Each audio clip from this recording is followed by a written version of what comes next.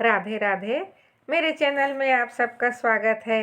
आइए आज सुनते हैं मुंशी प्रेमचंद जी की लिखी कहानी। यदि आप इस चैनल पर नए हैं तो प्लीज़ सब्सक्राइब कर दीजिए। चलिए आज मुंशी प्रेमचंद की वेश्या नाम की कहानी सुनते हैं। 6 महीने बाद कलकत्ते से घर आने पर दया कृष्ण ने पहला काम जो किया वह अपने प्रिय मित्र सिंगार सिंह के मातम पुरसी करने जाना था। सिंगार के पिता का आज 3 महीने हुए देहांत हो गया था। दया कृष्ण बहुत व्यस्त रहने के कारण उस समय न आ सका था। मातम पुरसी का पत्र लिखकर अदा कर दी, लेकिन ऐसा एक दिन भी नहीं बीता कि सिंगार की याद न आई हो। अभी वह 2-4 महीने और कलकत्ते रहना चाहता था, क्योंकि वहाँ उसने जो कारोबार जारी किया था उसे संगठित रूप में लाने के लिए उसका वहाँ मौजूद रहना जरूरी था, और उसकी थोड़े दिन की गैर हाजिरी से भी हानि की आशंका थी। किंतु जब सिंगार की स्त्री लीला का परवाना आ पहुँचा तो वह अपने को न रोक सका। लीला ने साफ साफ तो कुछ न लिखा था, केवल उसे तुरंत बुलाया था, लेकिन दया कृष्ण को पत्र के शब्दों से कुछ ऐसा अनुमान हुआ कि वहाँ की परिस्थिति चिंताजनक है और इस अवसर पर उसका वहाँ पहुँचना जरूरी है। श्रृंगार संपन्न बाप का बेटा था, बड़ा ही अल्हड़, बड़ा ही जिद्दी, बड़ा ही आराम पसंद। दृढ़ता या लगन उसे छू भी नहीं पाई थी। उसकी माँ उसके बचपन ही में मर चुकी थी और बाप ने उसके पालने में नियंत्रण की अपेक्षा स्नेह से ज़्यादा काम लिया था। उसे कभी दुनिया की हवा नहीं लगने दी। उद्योग भी कोई वस्तु है वह नहीं जानता। उसके महज इशारे पर हर एक चीज़ सामने आ जाती थी। वह जवान बालक था जिसमें न अपने विचार थे न सिद्धांत। कोई भी आदमी उसे बड़ी आसानी से अपने कपट बाणों का निशाना बना सकता था। मुख्तार और मुनीम के दांव पे समझना उसके लिए लोहे के चने चबाना था। उसे किसी ऐसे समझदार और हितैषी मित्र की ज़रूरत थी जो स्वार्थ के हथकंडों से उसकी रक्षा करे। दया कृष्ण पर इस घर के बड़े बड़े एहसान थे। उस दोस्ती का हक अदा करने के लिए उसका आना आवश्यक था। मुंह हाथ धोकर सिंगार सिंह के घर पर ही भोजन का इरादा करके दया कृष्ण उससे मिलने चला। 9 बज गए थे। हवा में धूप में गर्मी आने लगी थी। श्रृंगार सिंह उसके खबर पाते ही बाहर निकल आया। दया कृष्ण उसे देखकर चौंक पड़ा। लंबे लंबे केसों की जगह उसके सिर पर घुंघराले बाल थे। वह सिख था, आड़ी मांग निकली हुई, आंखों में न आंसू थे न शोक का कोई दूसरा चिन्ह। चेहरा कुछ जर्द अवश्य था, पर उस पर विलासिता की मुस्कुराहट थी। वह एक महीन रेशमी कमीज और मखमली जूते पहने हुए था, मानो किसी महफिल से उठ आ रहा हो। संवेदना के शब्द दया कृष्ण के ओठों तक आकर निराश लौट गए। वहाँ बधाई के शब्द ज़्यादा अनुकूल प्रतीत हो रहे थे। सिंगार सिंह लपक कर उसके गले से लिपट गया और बोला, तुम खूब आए यार, इधर तुम्हारी बहुत याद आ रही थी। मगर पहले यह बतला दो, वहाँ का कारोबार बंद करके आए या नहीं? अगर वह झंझट छोड़ आए हो तो पहले उसे तिलांजलि दे आओ। अब आप यहाँ से जाने ना पाएंगे। मैंने तो भाई अपना कंडा बदल दिया। बताओ कब तक तपस्या करता? अब तो आए दिन जलसे होते हैं। मैंने सोचा यार, दुनिया में कुछ दिन सैर सपाटे का आनंद भी उठा लो, नहीं तो एक दिन यूं ही हाथ मलते चले जाएंगे, कुछ भी साथ न जाएगा। दया कृष्ण विस्मय से उसके मुंह की ओर ताक रहा था। यह वही सिंगार सिंह है या कोई और है? बाप के मरते ही इतनी तब्दीली आ गई। दोनों मित्र कमरे में गए और सोफे पर बैठे। सरदार साहब के सामने इस कमरे में फर्श और मसनद थी, अलमारी थी। अब दर्जनों गद्देदार सोफे और कुर्सियां हैं। कालीन का फर्श है, रेशमी पर्दे हैं, बड़े बड़े आईने हैं। सरदार साहब को संचय की धुन थी, सिंगार सिंह को उड़ाने की धुन है। सिंगार ने एक सिगार जलाकर कहा, तेरी बहुत याद आती थी यार, तेरी जान की कसम। दया कृष्ण ने शिकवा किया, क्यों झूठ बोलते हो भाई? महीनों गुजर जाते थे, एक खत लिखने की तो आपको फुर्सत न मिलती थी। मेरी याद आती थी, सिंगार ने अल्हड़पन से कहा। बस इसी बात पर मेरी सेहत का एग्जाम पियो। अरे यार, इस जिंदगी में और क्या रखा है। हंसी खेल में जो वक्त कट जाए उसे गनीमत समझो। मैंने तो यह तपस्या त्याग दी। अब आए दिन जलसे होते हैं। कभी दोस्तों की दावत, कभी दरिया की सैर, कभी गाना बजाना, कभी शराब के द्वार। मैंने कहा लाओ कुछ दिन वह बाहर भी देख लूं। हसरत क्यों दिल में रह जाए। आदमी संसार में कुछ भोगने के लिए आता है। यही जिंदगी के मज़े हैं। जिसने यह मज़े नहीं चखे उसका जीवन वृथा है। बस दो दोस्तों की मजलिस हो, बगल में माशूक हो और हाथ में प्याला। इसके सिवा मुझे और कुछ न चाहिए। उसने अलमारी खोलकर एक बोतल निकाली और 2 गिलासों में शराब डालकर बोला, यह मेरी सेहत का जाम है, इनकार न करना। तुम्हारे सेहत का जाम पीता हूँ। दया कृष्ण को कभी शराब पीने का अवसर न मिला था। वह इतना धर्मात्मा तो था कि शराब पीना पाप समझता था। हाँ, उसे दुर्व्यवहार से उसे कंठ से नीचे नहीं उतार सकता। उसने प्याले को शिष्टाचार के तौर पर हाथ में ले लिया, फिर ज्यों का त्यों मेज पर रख कर बोला, तुम जानते हो मैंने कभी नहीं पी। इस समय मुझे क्षमा करो। 10-12 दिन में यह फन भी सीख जाऊंगा। मगर यह तो बताओ, अपना कारोबार भी कुछ देखते हो, इसी में पड़े रहते हो। सिंगार ने अरुचि से मुंह बनाकर कहा, ओह क्या जिक्र तुमने छेड़ दिया यार। कारोबार के पीछे इस छोटी सी जिंदगी को तबाह नहीं कर सकता। ना कोई साथ लाया है, ना साथ ले जाएगा। पापा ने मर मर कर धन संचय किया तो क्या हाथ लगा। 50 तक पहुँचते पहुँचते चल बसे। उनकी आत्मा अब भी संसार के सुखों के लिए तरस रही होगी। धन छोड़कर मरने से फाके मस्त रहना कहीं अच्छा है। धन की चिंता तो नहीं सताती, पर यह हाय हाय तो नहीं होती। मेरे बाद क्या होगा। तुमने गिलास मेज पर रख दिया। जरा पियो, आंखें खुल जाएंगी, दिल हरा हो जाएगा। और लोग सोडा और बर्फ मिलाते हैं, मैं तो खालिस पीता हूँ। इच्छा हो तो तुम्हारे लिए बर्फ मंगाऊं। दया कृष्ण ने फिर क्षमा मांगी, मगर सिंगार गिलास पर गिलास पीता गया। उसकी आंखें लाल लाल निकल आई। उल जलूल बकने लगा, खूब डिंगे मारी, फिर बेसुरे राग में एक बाजारू गीत गाने लगा। अंत में उसी कुर्सी पर पड़ा पड़ा बेसुध हो गया। सहसा पीछे का पर्दा हटा और लीला ने उसे इशारे से बुलाया। दया कृष्ण की धमनियों में सतगुरु वेग से रक्त दौड़ने लगा। उसकी संकोच में भीरू प्रकृति भीतर से जितनी ही रूपासक्त थी, बाहर से उतनी ही विरक्त। सुंदरियों के सम्मुख आकर वह स्वयं अवाक हो जाता था। उसके कपोल पर लज्जा की लाली दौड़ जाती थी और आंखें झुक जाती थी, लेकिन मन उनके चरणों पर लौटकर अपने आप को समर्पित कर देने के लिए विकल हो जाता था। मित्रगण उसे बूढ़े बाबा कहा करते थे। स्त्रियां उसे अरसिकटते तो अपने प्राण तक उसकी भेंट कर देता। उसके संकोचमय अवरुद्ध जीवन में लीला ही एक युवती थी जिसने उसके मन को समझा था और उसे सवाक्सा हृदयता का व्यवहार किया था। तभी से दया कृष्ण मन से उसका उपासक हो गया था। उसके अनुभव शून्य हृदय में लीला नारी जाति का सबसे सुंदर आदर्श थी। उसकी प्यासी आत्मा को शरबत या लेमनेट की उतनी इच्छा न थी जितना ठंडे मीठे पानी की। लीला के रूप है, लावण्य है, सुकुमार है, इन बातों के उसका ध्यान न था। उसे ज़्यादा रूपवती, लावण्यमयी और सुकुमार युवता उसने पार्कों में देखी थी। लीला में सहृदयता है, विचार है, दया है। इन्हीं तत्वों की ओर उसका आकर्षण था। उसकी रसिक में आत्मसमर्पण के सिवा और कोई भाव न था। लीला के किसी आदेश का पालन करना उसकी सबसे बड़ी कामना थी। उसकी आत्मा की तृप्ति के लिए इतना काफ़ी था। उसने कांपते हाथों से पर्दा उठाया और अंदर आकर खड़ा हो गया और विस्मय भरी आंखों से देखने लगा।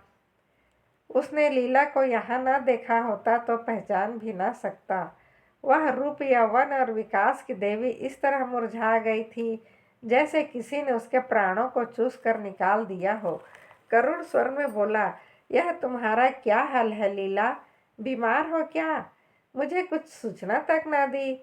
लीला मुस्कुरा कर बोली, तुमसे मतलब? मैं बीमार हूँ या अच्छी हूँ तुम्हारी बला से। तुम तो अपने सैर सपाटे करते रहे। 6 महीने के बाद जब आपको याद आई है तो पूछते हो बीमार हो। मैं उस रोग से ग्रस्त हूँ जो प्राण लेकर ही छोड़ता है। तुमने इन महाशय की हालत देखी है? उनका यह रंग देखकर मेरे दिल पर क्या गुजरती है। यह क्या है, मैं अपने मुंह से कहूँ तभी समझोगे। मैं अब इस घर में जबरदस्ती पड़ी हूँ और बेहयाई से जीती हूँ। किसी को मेरी चाह या चिंता नहीं है। पापा क्या मरे, मेरा सुहाग ही उठ गया। कुछ समझती हूँ तो बेवकूफ़ बनाई जाती हूँ। रात रात भर न जाने कहाँ गायब रहते हैं। जब देखो नशे में मस्त। हफ्तों घर में नहीं आते कि दो बातें कर लूं। अगर उनके यही ढंग रहे तो साल 2 साल में रोटियों के मोहताज हो जाएंगे। दया ने पूछा, यह लत इन्हें कैसे पड़ गई? यह बातें तो इनमें न थी। लीला ने व्यथित स्वर में कहा, रुपए की बलिहारी है और क्या। इसीलिए तो बूढ़े मर मर के कमाते हैं और मरने के बाद लड़कों के लिए छोड़ जाते हैं। अपने मन में समझते होंगे हम लड़कों के लिए बैठने का ठिकाना किए जाते हैं। मैं कहती हूँ तुम उनके सर्वनाश का सम्मान किए जाते हो, उनके लिए जहर बोए जाते हो। पापा ने लाखों रुपए की संपत्ति न छोड़ी होती तो आज यह महाशय किसी काम में लगे होते। कुछ घर की चिंता होती, कुछ जिम्मेदारी होती, नहीं तो बैंक से रुपए निकाले और उड़ाए।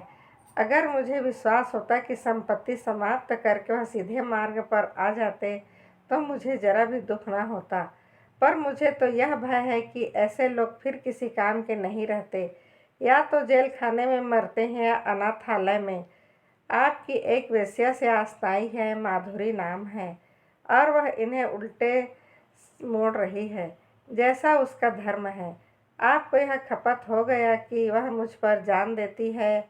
उससे विवाह का प्रस्ताव भी किया जा चुका है। मालूम नहीं उसने क्या जवाब दिया।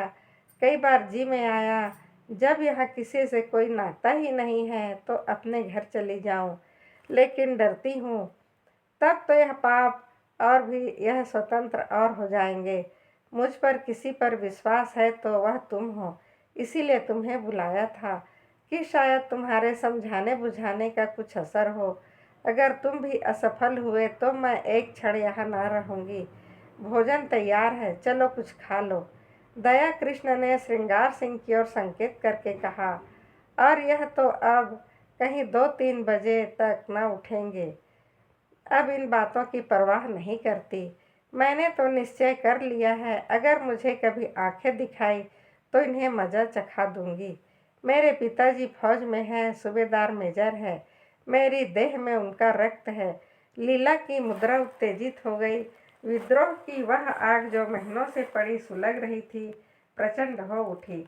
उसने उसी लहजे में कहा, मेरी इस घर में इतनी सासत हुई है, इतना अपमान हुआ है और हो रहा है कि मैं उसका किसी भी प्रकार प्रतिकार करके आत्मग्लानि का अनुभव न करूंगी। मैंने पापा से अपना हाल छिपा रखा है। आज लिख दूं तो इनकी सारी मस्खरी उतर जाए। नारी होने का दंड भोग रही हूँ, लेकिन नारी के धैर्य की भी सीमा है। दया कृष्ण उस सुकुमारी का वह तमतमाया चेहरा, वह जलती हुई आंखें और कांपते हुए ओठ देखकर कांप उठा। उसकी दशा उस आदमी की सी हो गई जो किसी को दर्द से तड़पते देखकर वैद्य को बुलाने दौड़े। आर्त कंठ से बोला, इस समय मुझे क्षमा करो लीला, फिर कभी तुम्हारा निमंत्रण स्वीकार करूंगा। तुम्हें अपनी ओर से इतना ही विश्वास दिलाता हूँ, मुझे अपना सेवक समझती रहना। मुझे न मालूम था कि तुम्हें इतना कष्ट है, नहीं तो शायद अब तक मैंने कुछ युक्ति सोची होती। मेरा यह शरीर तुम्हारे किसी काम आए, इससे बढ़कर सौभाग्य की बात मेरे लिए और क्या होगी। दया कृष्ण वहाँ से चला तो उसके मन में इतना उल्लास भरा हुआ था मानो विमान पर बैठा हुआ स्वर्ग की ओर जा रहा है। आज उसे जीवन में एक ऐसा लक्ष्य मिल गया था जिसके लिए वह जी भी सकता है और मर भी सकता है। वह एक महिला का विश्वास पात्र हो गया था। इस रत्न को वह अपने हाथ से कभी न जाने देगा, चाहे उसकी जान ही क्यों न चली जाए। 1 महीना गुजर गया। दया कृष्ण श्रृंगार सिंह के घर नहीं आया, न श्रृंगार सिंह ने उसकी परवाह की। इस एक ही मुलाकात में उसने समझ लिया था कि दया इस नए रंग में आने वाला आदमी नहीं है। ऐसे सात्विक जनों के लिए उसके यहाँ स्थान न था। वहाँ तो रंगीले, रसिया, अय्यास और बिगड़े दिलों की ही चाह थी। हाँ, लीला को हमेशा उसकी याद आती रहती थी, मगर दया कृष्ण के स्वभाव में अब वह संयम नहीं है। विलासिता का जादू उस पर भी चलता हुआ मालूम होता है। माधुरी के घर उसका भी आना जाना शुरू हो गया है। वह श्रृंगार सिंह का मित्र नहीं रहा, प्रतिद्वंदी हो गया। दोनों एक ही प्रतिमा के उपासक हैं, मगर उनकी उपासना में अंतर है। श्रृंगार की दृष्टि से माधुरी केवल विलास की एक वस्तु है, केवल विनोद का एक यंत्र। दया कृष्ण विनय की मूर्ति है, जो माधुरी की सेवा से ही प्रसन्न है। श्रृंगार माधुरी के हास्य विलास को अपना जर खरीद हक समझता है। दया कृष्ण इसी में संतुष्ट है कि माधुरी उसकी सेवाओं को स्वीकार करती है। माधुरी की ओर से जरा भी अरुचित देखकर वह उसी तरह बिगड़ जाएगा, जैसे अपनी प्यारी घोड़ी की मुंहजोड़ी पर। दया कृष्ण अपने को उसकी कृपा दृष्टि के योग्य ही नहीं समझता। श्रृंगार जो कुछ माधुरी को देता है, गर्व भरे आत्म प्रदर्शन के साथ, मानो उस पर कोई एहसान कर रहा हो। दया कृष्ण के पास देने को है ही क्या। वह जो कुछ भी भेंट करता है, वह ऐसी श्रद्धा से मानो देवता को फूल चढ़ाता हो। श्रृंगार का आसक्त मन माधुरी को अपने पिंजरे में बंद रखना चाहता है, जिससे उस पर किसी की निगाह न पड़े। दया कृष्ण निर्लिप्त भाव से उसकी स्वच्छंद क्रीड़ा का आनंद उठाता है। माधुरी को अब तक जितने आदमियों से साबका पड़ा था, वे सब श्रृंगार सिंह की भांति काम की, ईर्ष्यालु, दंभी और कोमल भावों से शून्य थे। रूप को भोगने की वस्तु समझने वाले दया कृष्ण इन सबों से अलग था। सहृदय, भद्र और सेवासी, मानो उस पर अपनी आत्मा को समर्पण कर देना चाहता हो। माधुरी को अब अपने जीवन में कोई ऐसा पदार्थ मिल गया, जिसे वह बड़ी एहतियात से संभाल कर रखना चाहती है। जड़ाऊ गहने अब उसकी आंखों में उतने मूल्यवान नहीं रहे, जितनी यह फकीर की दी हुई ताबीज। जड़ाऊ गहने हमेशा मिलेंगे, यह ताबीज खो गई तो फिर शायद ही कभी हाथ आए।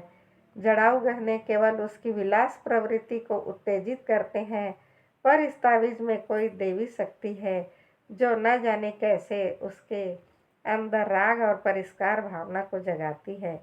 दया कृष्ण कभी प्रेम प्रदर्शन नहीं करता, उसकी विरह व्यथा के राग नहीं अलापता। माधुरी को उस पर पूरा विश्वास है। श्रृंगार सिंह के प्रलाप में उसे बनावट और दिखावे का आभास होता है। वह चाहती है यह जल्दी यहाँ से टले, लेकिन दया कृष्ण के संयत भाषण में उसे गहराई तथा गांधीर्य और गुरुत्व का आभास होता है। औरों को वह प्रेम है, लेकिन दया कृष्ण की आशिकी, जिसके कदमों की आहट पाकर उसके अंदर एक तूफान उठने लगता है, उसके जीवन में यह नई अनुभूति है। अब तक वह दूसरों के भोग की वस्तु थी, अब कम से कम एक प्राणी की दृष्टि में वह आदर और प्रेम की वस्तु है। श्रृंगार सिंह को जब से दया कृष्ण के इस प्रेमाभिनय की सूचना मिली है, वह उसके खून का प्यासा हो गया है। ईर्ष्या अग्नि से फूंका जा रहा है। उसने दया कृष्ण के पीछे शहादत लगा रखे हैं, वे उसे जहाँ पाए उसका काम तमाम कर दे। वह खुद पिस्तौल ले उसकी टोह में रहता है। दया कृष्ण इस खतरे को समझता है, जानता है अपने नियत समय पर माधुरी के पास बिना नागा आ जाता है।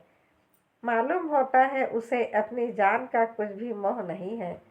उसे शहद देखकर क्यों कतरा जाता है, मौका पाकर भी क्यों उस पर वार नहीं करते, इसका रहस्य वह नहीं समझता। एक दिन माधुरी ने उनसे कहा, कृष्ण जी तुम यहाँ न आया करो, तुम्हें तो पता नहीं है, पर यह तुम्हारे दुश्मन है। मैं डरती हूँ किसी दिन कोई बात ना हो जाए। शिशिर की उष्मा भरी शाम थी। माधुरी एक कश्मीरी शाल ओढ़े अंगीठी के सामने बैठी हुई थी। कमरे में बिजली का रजत प्रकाश फैला हुआ था। दया कृष्ण ने देखा माधुरी की आंखें सजल हो गई है और वह मुंह फेर कर दया कृष्ण से पाने की चेष्टा कर रही है। प्रदर्शन और सुख भोग करने वाली रमणी क्यों इतना संकोच कर रही है, यह उसका अनाड़ी मन ना समझ सका। हाँ, माधुरी के गोरे प्रसन्न संकोचहीन मुख पर लज्जा मिश्रित मधुरिमा की ऐसी छटा उसने कभी न देखी थी। आज उसने उस मुख पर कुलवधू की भीरू आकांक्षा और दृढ़ वात्सल्य देखा और उसके अभिनय में सत्य का उदय हो गया। उसने स्थिर भाव से जवाब दिया, मैं तो किसी की बुराई नहीं करता, मुझसे किसी और को क्यों बैर होने लगा। मैं यहाँ किसी का बाधक नहीं, किसी का विरोधी नहीं। दाता के द्वार पर सभी भिक्षुक जाते हैं और अपना भाग्य है। किसी को एक छुटकी मिलती है, किसी को पूरा थाल। कोई क्यों किसी के जले। अगर किसी पर तुम्हारी विशेष कृपा है तो मैं उसे भाग्यशाली समझकर उसका आदर करूँगा। जलूं क्यों? माधुरी ने स्नेह कातर स्वर में कहा। आप कल से ना आया कीजिए। दया कृष्ण मुस्कुरा कर बोला, तुम मुझे यहाँ आने से नहीं रोक सकती, भिक्षुक को तुम दुत्कार नहीं सकती हो, द्वार पर आने से नहीं रोक सकती हो। माधुरी स्नेह की आंखों से देखने लगी, फिर बोली, क्या सभी आदमी तुम ही जैसे निष्कपट हैं? तो फिर मैं क्या करूं? यहाँ ना आया करो। यह मेरे बस की बात नहीं। माधुरी एक क्षण तक विचार करके बोली, एक बात कहूँ, मानोगे? चलो हम किसी दूसरे नगर की राह ले चलें, इसलिए कि लोग मुझे से खार खाते हैं। खार नहीं खाते, तुम्हारी जान के ग्राहक हैं। दया कृष्ण उसी अविचल भाव से बोला, जिस दिन प्रेम का यह पुरस्कार मिलेगा वह मेरे जीवन का नया दिन होगा। माधुरी, इससे अच्छी मृत्यु और क्या हो सकती है? तब मैं तुमसे पृथक न रहकर तुम्हारे मन में तुम्हारी स्मृति में रहूँगा। कोमल हाथ से उसके गाल पर थपकी दी। उसकी आंखें भर आई थी। इन शब्दों में जो प्यार भरा था वह जैसे पिचकारी की धार की तरह उसके हृदय में समा गया। ऐसी विकल वेदना, ऐसा नशा, उसे वह क्या कहे। उसने करुण स्वर में कहा, ऐसी बातें ना किया करो कृष्ण, नहीं तो मैं सच कहती हूँ, एक दिन जहर खाकर तुम्हारे चरणों पर सो जाऊंगी। तुम्हारे इन शब्दों में न जाने क्या जादू था कि मैं जैसे फूंक उठी। अब आप खुदा के लिए यहाँ ना आया कीजिए, नहीं तो देख लेना मैं एक दिन प्राण दे दूंगी। तुम क्या जानो हथियार श्रृंगार किस बुरी तरह तुम्हारे पीछे पड़ा हुआ है। मैं उसके खुशामद करते करते हार गई। कितना कहती हूँ दया कृष्ण से मेरा कोई संबंध नहीं है, उसके सामने तुम्हारी निंदा करती हूँ। कितना कोसती हूँ, लेकिन उस निर्दय को मुझ पर विश्वास नहीं आता। तुम्हारे लिए गुंडों से कितनी मिन्नतें की हैं, उनके हाथ कितना अपमान सहा है, वह तुमसे ना कहना ही अच्छा है। जिनका मुंह देखना भी मैं अपनी शान के खिलाफ समझती हूँ, उनके पैरों पर पड़ी हूँ, लेकिन यह कुत्ते हड्डियों के टुकड़े पाकर और विशेर हो जाते हैं। मैं अब उनसे तंग आ गई हूँ और तुमसे हाथ जोड़कर कहती हूँ, यहाँ से किसी ऐसी जगह चले जाओ जहाँ हमें कोई न जानता हो, वहाँ शांति के साथ पड़े रहें। मैं तुम्हारे साथ सब कुछ झेलने के तैयार हूँ। आज इसका निश्चय कराए बिना मैं तुम्हें न जाने दूंगी। मैं जानती हूँ तुम्हें मुझ पर अब भी विश्वास नहीं है, तुम्हें संदेह है कि तुम्हारे साथ कपट करूँगी। दया कृष्ण ने टोका, नहीं माधुरी, तुम मेरे साथ अन्याय कर रही हो। मेरे मन में कभी ऐसा संदेह नहीं आया। पहले ही दिन मुझे न जाने क्यों कुछ ऐसा प्रतीत हुआ कि तुम अपनी और बहनों से पृथक हो। मैंने तुमसे वह शील और संकोच देखा जो मैंने कुलवधू में देखा है। माधुरी ने उसकी आंखों में आंखें गड़ाकर कहा, तुम झूठ बोलने की कला में इतने निपुण नहीं हो कृष्ण कि वेश्या को भुलावा दे सको। मैं न सीलवंती हूँ और न अपनी दूसरी बहनों से भिन्न हूँ। मैं वेश्या हूँ, उतनी ही कलुषित, उतनी ही विलासित, उतनी ही मायाविनी जितनी मेरी दूसरी बहनें, बल्कि उनसे कुछ ज़्यादा। न तुम अन्य पुरुषों की तरह मेरे पास विनोद और आसना तृप्ति के लिए आए थे, और न ही महीनों आते रहने पर भी तुम यूं ही अली न रहना। तुमने कभी डींग न मारी, मुझे धन का प्रलोभन नहीं दिया। मैंने भी कभी तुमसे धन की आशा नहीं की। तुमने अपनी वास्तविक स्थिति मुझसे कह दी, फिर भी मैं तुम्हें एक नहीं अनेक ऐसे अवसर दिए कि कोई दूसरा आदमी उन्हें न छोड़ता, लेकिन तुम्हें अपने पंजे में न ला सके। तुम चाहे अब जिस इरादे से आए हो, भोग की इच्छा से नहीं आए। अगर तुम्हें मैं इतना नीच, इतना हृदयहीन, इतना विलास से समझती तो इस तरह तुम्हारे नाज न उठाती। फिर मैं भी तुम्हारे साथ मित्र भाव रखने लगी। समझ लिया मेरी परीक्षा हो रही है। जब तक इस परीक्षा में सफल न हो जाऊं तुम्हें नहीं पा सकती। तुम जितने सज्जन हो उतने ही कठोर हो। यह कहते हुए माधुरी ने दया कृष्ण का हाथ पकड़ लिया और अनुराग और समर्पण भरी चितवनों से उसे देखकर बोली, सच बताओ कृष्ण, तुम मुझ में क्या देखकर आकर्षित हुए थे? देखो, बहानेबाजी न करना। तुम रूप पर मुग्धा होने वाले आदमी नहीं हो, मैं कसम खा सकती हूँ। दया कृष्ण ने संकट में पड़कर कहा, रूप इतनी तुच्छ वस्तु नहीं है माधुरी, वह मन का आईना है। यहाँ मुझसे रूपवान स्त्रियों की कमी नहीं। यह तो अपनी अपनी निगाह में मेरे पूर्व संस्कार रहे होंगे। माधुरी ने नाक सिकुड़ कर कहा, तुम फिर झूठ बोल रहे हो, चेहरा कह देता है। दया कृष्ण ने परास्त होकर पूछा, पूछ कर क्या करोगी माधुरी? मैं डरता हूँ कहीं तुम उसे घृणा न करने लगो। संभव है तुम मेरा जो रूप देख रही हो वह मेरा असली रूप ना हो। माधुरी का मुंह लटक गया। विरक्त सी होकर बोली, इसका खुले शब्दों में यह अर्थ है तुम्हें मुझ पर विश्वास नहीं है। ठीक है, वेश्याओं पर विश्वास करना भी नहीं चाहिए। विद्वानों और महात्माओं का उपदेश कैसे न मानोगे? नारी हृदय समस्या पर विजय पाने के लिए अपने अस्त्रों से काम लेने लगा। दया कृष्ण पहले ही पहल में हिम्मत छोड़ बैठ बोला, तुम तो नाराज हुई जाती हो माधुरी। मैंने तो केवल इस विचार से कहा था तुम मुझे धोखेबाज समझने लगोगी। तुम्हें शायद मालूम नहीं है श्रृंगार ने मुझ पर कितने एहसान किए हैं। मैं उन्हीं के टुकड़ों पर पला हूँ। इसमें रत्ती भर भी वो नहीं है।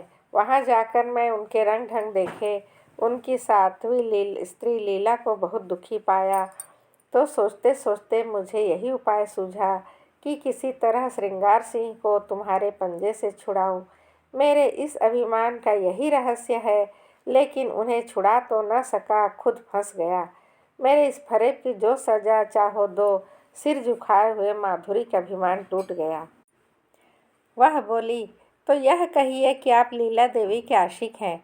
मुझे पहले से मालूम होता तो तुम्हें इस घर में घुसने ना देती। तुम एक छिपे रुस्तम निकले। वह तोते के पिंजरे के पास जाकर उसे पूछने का बहाना करने लगी। मन में जो एक तह उठ रही थी उसे कैसे शांत करे। दया कृष्ण ने तिरस्कार भरे स्वर में कहा, मैं लीला का आशिक नहीं हूँ माधुरी। उस देवी को कलंकित ना करो। मैं आज तुमसे शपथ खाकर कहता हूँ कि मैंने कभी उसे इस निगाह से नहीं देखा है। उसके प्रति मेरा वही भाव था जो अपने किसी आत्मीय को दुख में देखकर हर एक मनुष्य के मन में आता है। किसी से प्रेम करना तो पाप नहीं है। तुम व्यर्थ में अपनी और लीला की सफाई दे रहे हो। मैं नहीं चाहता कि लीला पर किसी तरह का आक्षेप किया जाए। अच्छा साहब, लीजिए, लीला का नाम ना लूँगी। मैंने मान लिया वह सती है, साध्वी है, और केवल उसकी आज्ञा से। दया कृष्ण ने बात काटी, उनकी कोई आज्ञा नहीं थी। ओह, तुम तो जबान पकड़ते हो। कृष्ण क्षमा करो, उनकी आज्ञा से नहीं, तुम अपनी इच्छा से आए। अब तो राजी हुए। अब यह बताओ आगे तुम्हारे क्या इरादे हैं? मैं वचन तो दे दूंगी, मगर अपने संस्कारों को नहीं बदल सकती। मेरा मन दुर्बल है, मेरा सतीत्व कब का नष्ट हो चुका है। अन्य मूल्यवान पदार्थों की तरह रूप और यौवन की रक्षा भी बलवान हाथों से हो सकती है। मैं तुमसे पूछती हूँ, तुम मुझे अपनी शरण में लेने पर तैयार हो? तुम्हारा आश्रय पाकर तुम्हारे प्रेम की शक्ति से मुझे विश्वास है मैं जीवन के सारे प्रलोभनों को सामना कर सकती हूँ। मैं इस सोने के महल को ठुकरा दूंगी, लेकिन इसके बदले में मुझे किसी हरे वृक्ष की छाह तो मिलनी चाहिए। वह छाह तुम मुझे दोगे? अगर नहीं दे सकते तो मुझे छोड़ दो। मैं अपने हाल में ही मगन हूँ। वादा करती हूँ, श्रृंगार सिंह से मैं कोई संबंध न रखूँगी। वह मुझे घेरेगा, रोएगा। संभव है गुंडों से मेरा अपमान कराए, आतंक दिखाए, लेकिन मैं सब कुछ झेल लूँगी तुम्हारी खातिर से। आगे और कुछ न कहकर वह तृष्णा भरे लेकिन उसके साथ ही निरपेक्ष नेत्रों से दया कृष्ण की ओर देखने लगी, जैसे दुकानदार ग्राहक को बुलाता तो है पर साथ ही यह भी दिखाना चाहता है कि उसे उसकी परवाह नहीं है। दया कृष्ण क्या जवाब दे। संघर्षमय संसार में वह भी केवल एक कदम टिका पाया है। इधर वह अंगुल भर जगह भी उससे छीन गई। शायद जोर मारकर वह फिर स्थान पा जाए, लेकिन वहाँ बैठने की जगह नहीं और एक दूसरे प्राणी को लेकर तो वह खड़ा भी नहीं रह सकता। अगर मान लिया जाए कि अदम्य उद्योग से दोनों के लिए स्थान निकाल लेगा तो आत्मसम्मान को कहाँ से लाए। संसार क्या कहेगा। लीला क्या फिर उसका मुंह देखना चाहेगी। श्रृंगार से वह फिर आंखें मिला सकेगी।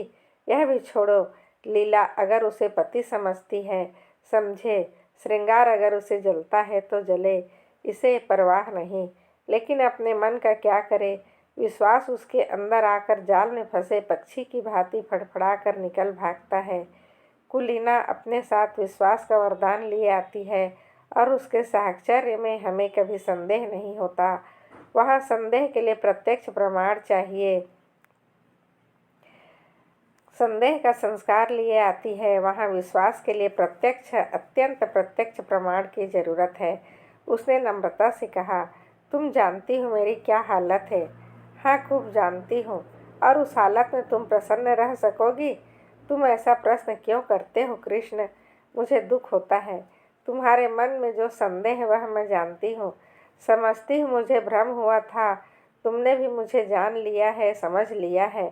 अब मालूम हुआ मैं धोखे में थी। वह उठकर वहाँ से जाने लगी। दया कृष्ण ने उसका हाथ पकड़ लिया और प्रार्थी भाव से बोला, तुम मेरे साथ अन्याय कर रही हो माधुरी। मैं सत्य कहता हूँ, ऐसी कोई बात नहीं है। माधुरी ने खड़े खड़े विरक्त मन से कहा, तुम झूठ बोल रहे हो, बिल्कुल झूठ। तुम अब भी मन से यह स्वीकार नहीं कर रहे हो। कोई स्त्री स्वेच्छा से रूप का व्यवसाय नहीं करती। पैसे के लिए अपनी लज्जा को उघाड़ तुम्हारी समझ कुछ ऐसे आनंद की बात है जिसे वैश्या शौक से करती है। तुम वैश्या में स्त्रीत्व का होना संभव है से बहुत दूर समझते हो। तुम उसकी कल्पना ही नहीं कर सकते कि वह क्यों अपने प्रेम में स्थिर नहीं होती। तुम नहीं जानते कि प्रेम के लिए उसके मन में कितनी व्याकुलता होती है और जब वह सौभाग्य उसे पा जाती है तो किस कारण प्राणों की भांति उसे संचित रखती है। खारे पानी के समुद्र में मीठे पानी का छोटा सा पात्र कितना प्रिय होता है, इसे वह क्या जाने जो मीठे पानी के मटके लाते रहता हो। दया कृष्ण कुछ ऐसे असमंजस में पड़ा हुआ था कि उसके मुंह से एक भी शब्द न निकला। उसके मन में जो शंका चिंगारी की भांति छिपी हुई है वह बाहर निकलकर कितनी भयंकर ज्वाला उत्पन्न कर देगी। उसने कपट का जो अभिनय किया था, प्रेम का जो स्वांग रचा था, उसकी ग्लानि उसे और भी व्यथित कर रही थी। सहसा माधुरी ने निष्ठुरता से पूछा, तुम यहाँ क्यों बैठे हो। दया कृष्ण ने अपमान को पीकर कहा, मुझे सोचने के लिए कुछ समय दो माधुरी। क्या सोचने के लिए। अपना कर्तव्य। मैंने अपना कर्तव्य सोचने के लिए तो तुमसे समय नहीं मांगा। तुम अगर मेरे उद्धार की बात सोच रहे हो तो उसे दिल से निकाल डालो। भ्रष्टा हूँ और तुम साधु के पुतले हो। जब तक यह भाव तुम्हारे अंदर रहेगा मैं तुमसे उसी तरह बातें करूँगी जैसे औरों के साथ करती हूँ। अगर भ्रष्ट हूँ तो जो लोग यहाँ अपना मुँह काला करने आते हैं वे कुछ कम भ्रष्ट नहीं हैं। तुम जो एक मित्र की स्त्री पर दांत लगाए हुए हो, तुम जो एक सरला बाला के साथ झूठे प्रेम का स्वांग करते हो, तुम्हारे हाथों अगर मुझे स्वर्ग में मिलता हो तो उसे ठुकरा दूँ। दया कृष्ण ने लाल आँख करके कहा, तुमने फिर वही आक्षेप किया। माधुरी तिलमिला उठी। उसकी रही सही मृदुता भी ईर्ष्या के उमड़े हुए प्रवाह में समा गई। लीला पर आक्षेप भी असह्य है, इसीलिए कि वह कुलवधू है। मैं वैश्या हूँ, इसीलिए मेरे प्रेम को उपकार भी स्वीकार नहीं किया जा सकता। उसने विचल भाव से कहा, आक्षेप नहीं कर रही हूँ, सच्ची बात कह रही हूँ। तुम्हारे डर से बिल खोदने जा रही हूँ। तुम स्वीकार करो या न करो, तुम लीला पर मरते हो। तुम्हारी लीला तुम्हें मुबारक रहे। मैं अपने श्रृंगार सिंह में प्रसन्न हूँ। उद्धार की लालसा अब नहीं रही। पहले जाकर अपना उद्धार करो। अब से खबरदार कभी भूल कर भी यहाँ ना आना। नहीं तो पछताओगे। तुम जैसे रंगे हुए पतियों का उद्धार नहीं करते। उद्धार वही कर सकते हैं जो उद्धार के अभिमान को हृदय में आने ही नहीं देते। जहाँ प्रेम है वहाँ किसी तरह का भेद नहीं रह सकता। यह कहने के साथ ही वह उठकर बराबर वाले दूसरे कमरे में चली गई और अंदर से द्वार बंद कर लिया। दया कृष्ण कुछ देर वहाँ मरमाहत देह में पड़ा रहा। दया कृष्ण घर से ना निकला। माधुरी ने उसके साथ जो व्यवहार किया इसकी उसे आशा न थी। माधुरी को उससे प्रेम था, इसका उसे विश्वास था, लेकिन जो प्रेम इतना असहिष्णु हो, जो दूसरे के मनोभाव का जरा भी विचार न करे, जो मिथ्या कलंक आरोपण करने में संकोच न करे, वह उन्माद हो सकता है, प्रेम नहीं। उसने बहुत अच्छा किया कि माधुरी के कपट जाल में ना फंसा, नहीं तो उसकी ना जाने क्या दुर्गति होती। पर दूसरे क्षण उसके भाव बदल जाते और माधुरी के प्रति उसका मन कोमलता से भर जाता। अब वह अपने अनुदार पर आता और अपनी संकीर्णता पर पछताता। उसे माधुरी पर संदेह करने का कोई कारण न था। ऐसी दशा में ईर्ष्या स्वाभाविक है। वह ईर्ष्या ही क्या जिसमें डंक ना हो, विष ना हो। माना समाज उसकी निंदा करता है। यह भी मान लिया कि माधुरी सती भारिया न होती, कम से कम श्रृंगार सिंह तो उसके पंजे से निकल जाता। दया कृष्ण के सिर से आरण का भार तो कुछ हल्का हो जाता। लीला का जीवन तो सुखी हो जाता। सहसा किसी ने द्वार खटखटाया। उसने द्वार खोला तो श्रृंगार सिंह सामने खड़ा था, बाल बिखरे हुए, अस्त व्यस्त। दया कृष्ण ने हाथ मिलाते हुए पूछा, क्या पाँव पाँव ही आ रहे हो? मुझे क्यों न बुला लिया? श्रृंगार ने उसे चुभती हुई आंखों से देखकर कहा, तुमसे यह पूछने आया हूँ कि माधुरी कहाँ है? अवश्य तुम्हारे घर में होगी। क्यों अपने घर पर होगी? मुझे क्या खबर, मेरे घर क्यों आने लगी? इस बहाने से काम ना चलेगा, समझ गए? मैं कहता हूँ मैं तुम्हारा खून पी जाऊँगा, वरना ठीक ठीक बता दो वह कहाँ गई। मैं बिल्कुल कुछ नहीं जानता। तुम्हें विश्वास दिलाता हूँ, मैं तो 2 दिन से घर से निकला ही नहीं। रात को उसके पास था, सवेरा मुझे उसका यह पत्र मिला। मैं उसी वक्त दौड़ा हुआ उसके घर गया। वहाँ उसका पता न था। नौकरों ने इतना मालूम हुआ कि तांगे पर बैठकर कहीं गई है। कहाँ गई है कोई न बता सका। मुझे शक हुआ यहाँ आई होगी। जब तक तुम्हारे घर की तलाशी न ले लूँगा मुझे चैन न आएगी। उसने मकान का एक एक कोना देखा, तख्त के नीचे, अलमारी के पीछे, तब निराश होकर बोला, बड़ी बेवफा और मक्कार औरत है, जरा इस खत को पढ़ो। दोनों फर्श पर बैठ गए। दया कृष्ण ने पत्र लेकर पढ़ना शुरू किया। सरदार साहब, मैं आज कुछ दिनों के लिए यहाँ से जा रही हूँ। यह भी नहीं जानती कि जा कहाँ रही हूँ। इस बेशर्मी और बेहयाई की ज़िंदगी से मुझे घृणा हो रही है, और घृणा हो रही है उन लपटों से जिनके कुत्सित विलास का मैं खिलौना थी और जिनमें तुम मुख्य हो। तुम महीनों से मुझ पर सोने और रेशम की वर्षा कर रहे थे, मगर मैं तुमसे पूछती हूँ, उससे लाख गुने सोने और 10 लाख गुने रेशम पर भी तुम अपनी बहन या स्त्री को इस रूप में बाजार में बैठने दोगे? कभी नहीं। उन देवियों में कोई ऐसी वस्तु है जिसे तुम संसार की दौलत से भी मूल्यवान समझते हो, लेकिन जब तुम शराब के नशे में चूर अपने एक एक अंग में काम का उन्माद भरे आते थे, तो तुम्हें कभी ध्यान आता था तुम उसी अमूल्य वस्तु को किस निर्दयता के साथ पैरों पर कुचल रहे हो? कभी ध्यान आता था कि अपनी कुलीन देवियों को इस अवस्था में देखकर तुम्हें कितना दुख होता? कभी नहीं। यह उन गिद्धड़ों और गिद्धों की मनोवृत्ति है जो किसी लाश को देखकर चारों ओर जमा हो जाते हैं और उसे नोच नोच कर खाते हैं। यह समझ रखो, नारी अपने बस रहते हुए कभी पैसों के लिए अपने को समर्पित नहीं करती। यदि वह ऐसा कर रही है तो समझ लो उसके लिए और कोई आश्रय और कोई आधार नहीं है। पुरुष इतना निर्लज्ज है, उसकी दुरावस्था से अपनी वासना तृप्त करता है और इसके साथ ही इतना निर्दय कि उसके माथे पर कलंक लगाकर उसे दुरावस्था में मरते देखना चाहता है। क्या नारीत्व के पवित्र मंदिर में उसका स्थान नहीं है? लेकिन तुम रहे उस मंदिर में घुसने नहीं देते। उसके स्पर्श से मंदिर की प्रतिमा भ्रष्ट हो जाएगी। खैर, समाज जितना अत्याचार चाहे कर ले, हम असहाय हैं, आत्माभिमान को भूल बैठी हैं। लेकिन सहसा श्रृंगार सिंह ने उसके हाथ से वह पत्र छीन लिया और जेब में रखता हुआ बोला, क्या बड़े गौर से पढ़ रहे हो? कोई नई बात नहीं, सब कुछ वही है जो तुमने सिखाया है। यही करने तो तुम उसके यहाँ जाते थे। मैं कहता हूँ, तुम्हें मुझसे इतनी जलन क्यों है? मैंने तो तुम्हारे साथ कोई बुराई ना की थी। इस साल भर में मैंने माधुरी पर 10,000 से कम न फूके होंगे।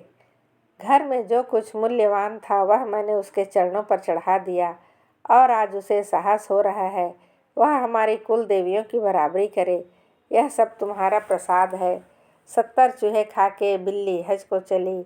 कितनी बेवफा है। ऐसों को तो गोली मार दें, जिस पर सारा घर लुटा दिया, जिसके पीछे सारे शहर में बदनाम हुआ, वह आज मुझे उपदेश करने चली है। जरूर इसमें कोई न कोई रहस्य है।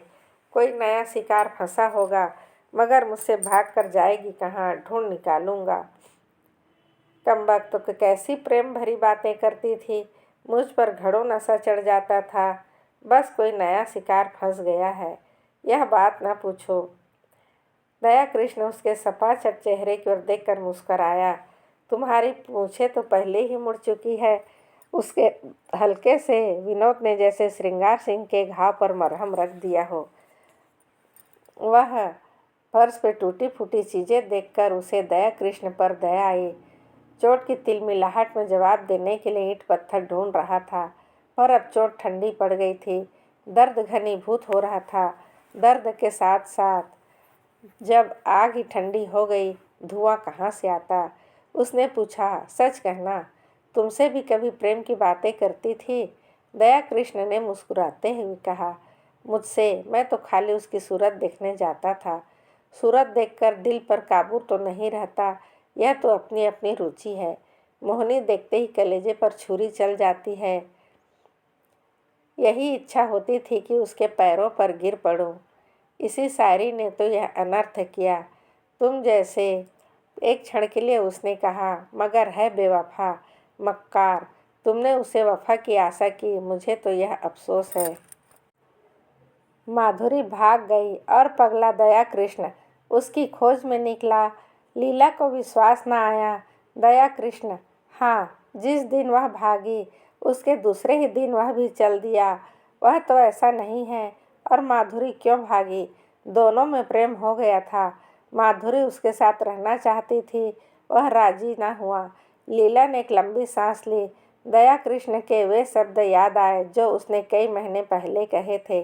दया कृष्ण की वे याचना भरी आंखें उसके मन को महसूसने लगी। सहसा किसी ने बड़े जोर से द्वार खोला और धड़धड़ाते हुए भीतर वाले कमरे के द्वार पर आ गया। श्रृंगार ने चकित होकर कहा, अरे तुम्हारी यह क्या हालत है कृष्णा? किधर से आ रहे हो? दया कृष्ण की आंखें लाल थी, सिर और मुंह पर गर्द जमी हुई, चेहरे पर घबराहट, जैसे कोई दीवाना हो। उसने चिल्लाकर कहा, तुमने सुना? माधुरी संसार में नहीं रही। और दोनों हाथों से सिर पीट पीट कर रोने लगा, मानो हृदय और प्राणों को आंखों से बहा देगा। आप सुन रहे थे मुंशी प्रेमचंद की लिखी कहानी वेश्या। यदि आप इस चैनल पर नए हैं तो प्लीज़ सब्सक्राइब कर दीजिए, लाइक कर दीजिए। राधे राधे। आपका दिन शुभ हो, मंगलमय हो। आप सदा हंसते रहिए, मुस्कुराते रहिए। धन्यवाद।